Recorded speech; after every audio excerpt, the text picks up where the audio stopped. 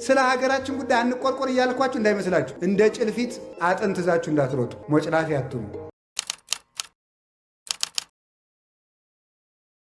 እኔ ያልኩት ምን ማለት ነው? አንድ ሰው ምን ማድረግ ይችላል? በሀገርም ሆነ በጎረቤት ወይም በራሱ ችግር ሲፈጠር እነገሌ ለምን እንዲህ አደረጉ ሳይሆን የሚለው ምን ማለት ነው? አሁን እኔ ምን ማድረግ እችላለሁ ነው። እስኪ በሉ ሁላችሁ በሉ እንጂ ሁላችሁም ምንም ነገር ሲፈጠር ሁልጊዜ የራሳችሁን ድርሻ ነው መስራት። የሰዎችን ጉዳይ በመፍጠልጠል አሁን ብርግብና ፓትርያርኩ ምን እያደረጉ ነው በዚህ ሰዓት? እንዴት ሊቀ ጳጳሱ ዝም ይላሉ? እንዴት አንተ ዝም አልክ? መፈጠር ያለበት ራሳችን ምን እያደረግን ነው? ሀገረ ስብከት ምንድን ነው ያደረገው? የሆኑ ማህበራት ምንድን ነው የሚሰሩት? እዚያ ተጎልተው ሚል ሰዋል። አንተ ምን እያደረግክ ነው? ሰው መስራት ያለበት የራሱን ነው። የራሳችን ስራ እንድንሰራ አምላከ ቅዱሳን ይርዳል። ስለዚህ ያባከነው ጆሮ አለ፣ ያባከነው እጅ አለ። በዚህ እጅ አባቶቻችን የሐዋርያው የቅዱስ ቶማስ እጅ ከተቆረጠች በኋላ ምን አድርጋ ነበረ?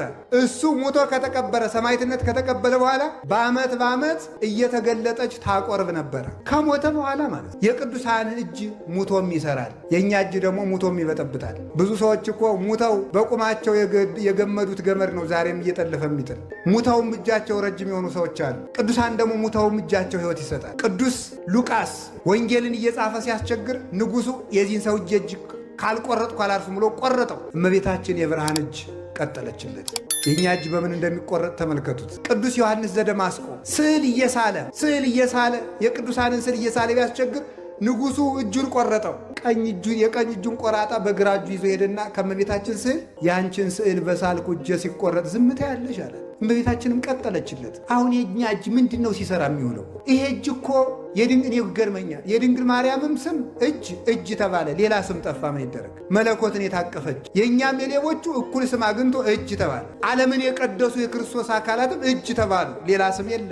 ሰው የቋንቋ ድሃ ሆነና የእኛም የርኩሶቹ እጅ ተባለ። እጃችን መንጻት ይጠበቅበታል። በሰው ላይ ከመቀሰር፣ ያልተፈቀደለትን ከማንሳት፣ የሰውን ደም ከማፍሰስ፣ ሰውን ከመቀማት፣ ያልተፈቀደለትን ከማንሳት ከዚህ መንጻት አለበት።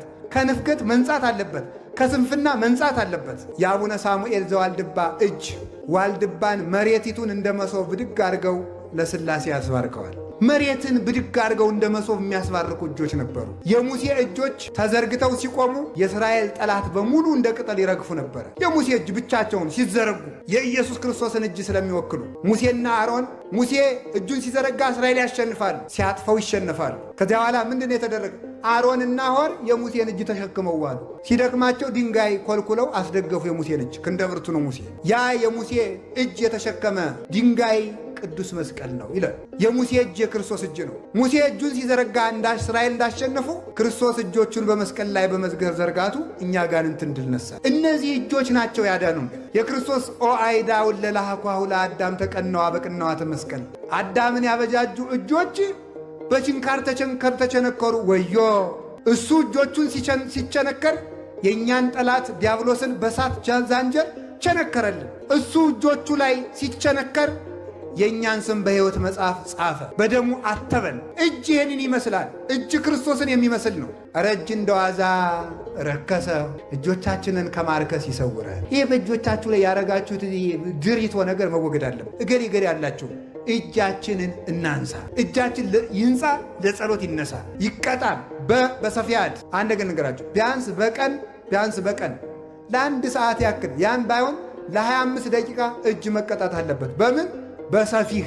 እጅ ብታሰናክል ካንተ ቆርጠህ ጣል ማለት እጅህን በመዘርጋት ቅጣው ማለት። ዘርግተህ ጸልይ። አይን ባክኗል፣ እጅ ባክኗል። እግር እኮ የምን ምሳሌ እንደሆነ ብነግራችሁ በጣም ትደነቃላችሁ።